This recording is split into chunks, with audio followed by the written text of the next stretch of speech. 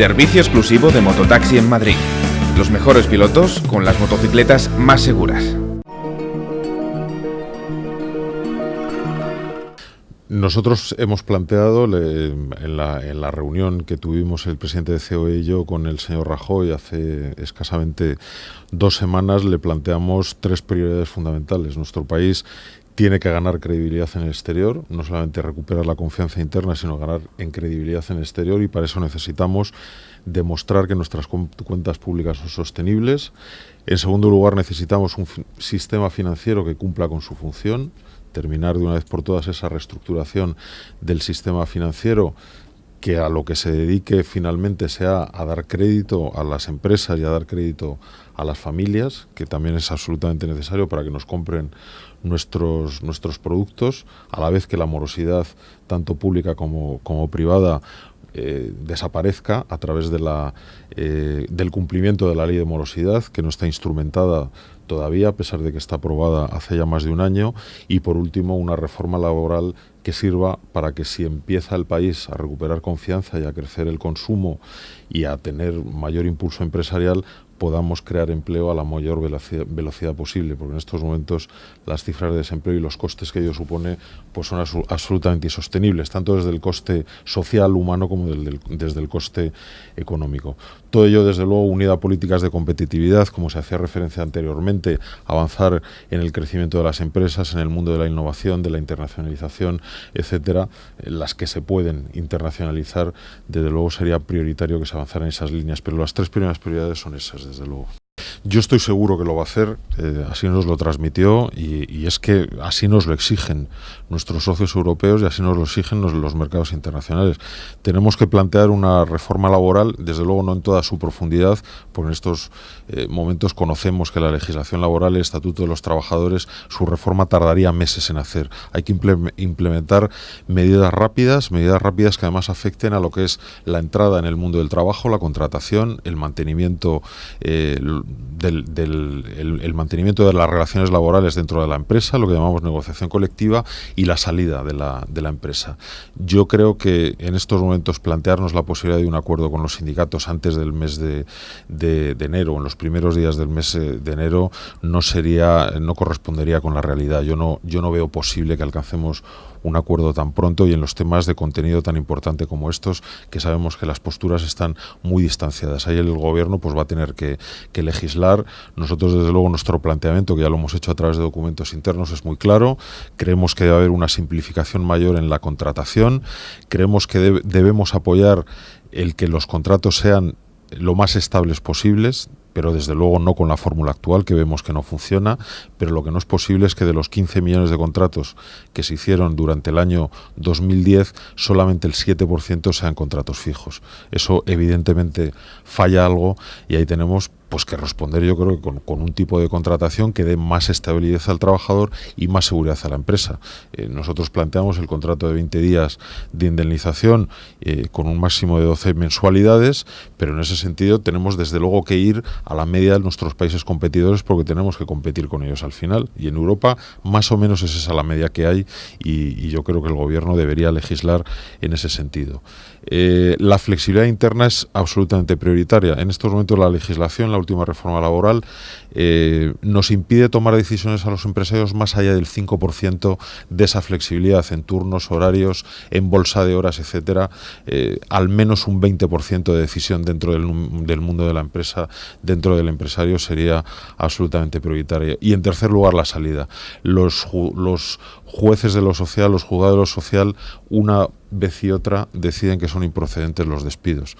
Debe haber una mayor objetividad en las causas de los despidos, debe estar desde luego muy clara cuáles son las causas, y que no sea interpretable por un juez, para que al final podamos tener la facilidad de que cuando una empresa pasa por problemas, primero puede haber, con la flexibilidad interna, tomar medidas para que no sea la primera medida la expulsión del mercado de trabajo, sino que pueda haber medidas internas que no sea esa la primordial, y que luego, pues desde luego, las causas sean lo suficientemente claras para que no sean interpretables. Yo creo que en el mundo luego podemos hablar de absentismo, que es muy importante, podemos hablar de mutuas, podemos hablar de formación, etcétera, pero yo creo que las prioridades son evidentemente esas. No, yo creo que ha sido lo suficientemente discreto para dejar en el terreno de juego de la negociación entre agentes sociales y económicos los contenidos. Por lo tanto, él no ha explicitado sus contenidos, pero sí que sabemos, evidentemente, que la Unión Europea, la Comisión Europea, el Fondo Monetario Internacional, el Banco Europeo, bueno, todos los organismos internacionales y nacionales con prestigio en el ámbito económico y laboral, pues nos están diciendo lo que hay que hacer. Yo creo que todos lo sabemos y gira un poco en torno a los temas que yo he comentado anteriormente. No sé, deduzco de su interpretación de las palabras de los sindicatos que no tienen prisa por negociar. Lo cierto es que llevamos ya demasiado tiempo negociando, nos conocemos perfectamente, sabemos nuestras posturas y no sé si interpretar yo las palabras de los sindicatos, que además no he escuchado en este caso, pero desde luego yo veo muy difícil que antes del mes de enero podamos llegar a un acuerdo, pero lo que sí que veo imprescindible es que el gobierno tome decisiones a primeros de enero, porque es imperativo que en estos momentos salgamos de esta situación.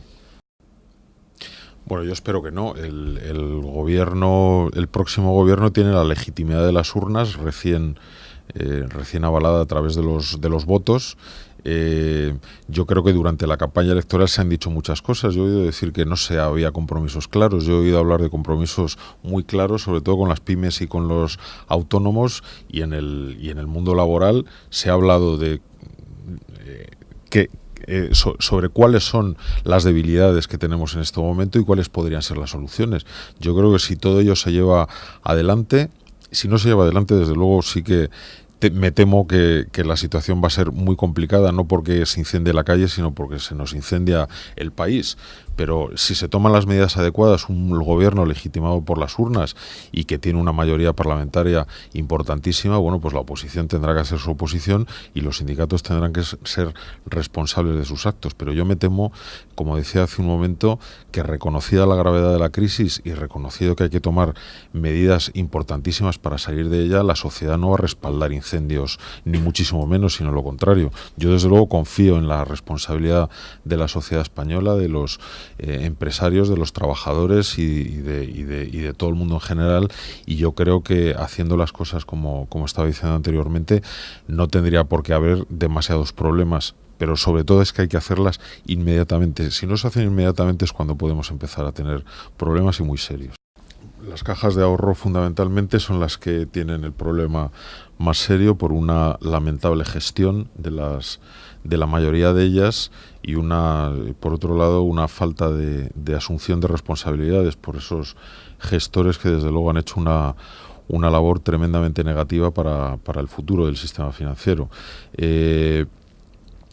Nosotros desde luego no somos nunca favorables a las subvenciones, a las ayudas públicas, etcétera. Creemos que una economía debe ser autosuficiente para generar riqueza, pero en momentos como los actuales, donde la falta de crédito es evidente, donde el sistema productivo tiene que reaccionar, puede que sea necesario implementar ciertas medidas con apoyo público.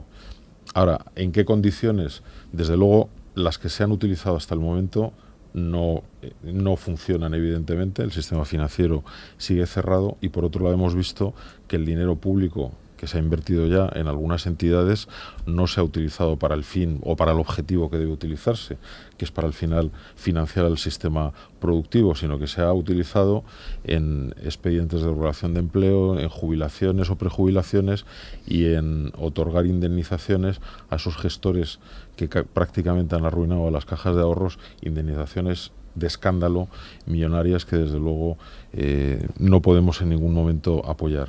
Por lo tanto, si el apoyo público, entre comillas, a un coste con devolución y a un coste sensato, sirve para dar crédito al sistema financiero, bienvenido sea. Si no es así, desde luego que no estaremos de acuerdo, y en la situación actual eso desde luego no se ha dado. Bueno, han caído 450.000 empresas, lo decía ante un momento, entre autónomos y empresas con empleados, y nadie se ha rasgado las vestiduras más que nosotros, que somos los que hemos sufrido en primera persona. Han caído entidades financieras en Estados Unidos, en otros países, y en España pues todo lo estamos rescatando y no tenemos dinero. Vemos que nuestro déficit, nuestro nivel de endeudamiento es en estos momentos inasumible. En un momento determinado a lo mejor hay que dejar caer a alguien, entre comillas, alguna entidad financiera. No lo sé. Desde luego lo que me parece imposible es que salvemos todo. Porque además esa disyuntiva entre qué se salva y qué no se salva, hay gente que siente pues que está perjudicada, ¿no?, por esas decisiones que a unos les favorecen y a otros no. Yo es un compromiso que también he oído muy claro al próximo presidente del gobierno durante la campaña electoral. No iba a haber subida de impuestos. Ya sabe usted que los compromisos electorales, cuando la presión de Bruselas llega, y sobre todo de la señora Angela Merkel, lo mismo tiene que quedar avanzado. Y cuando hay unos cajones que no han abierto todavía, claro. Eso sí lo han dicho.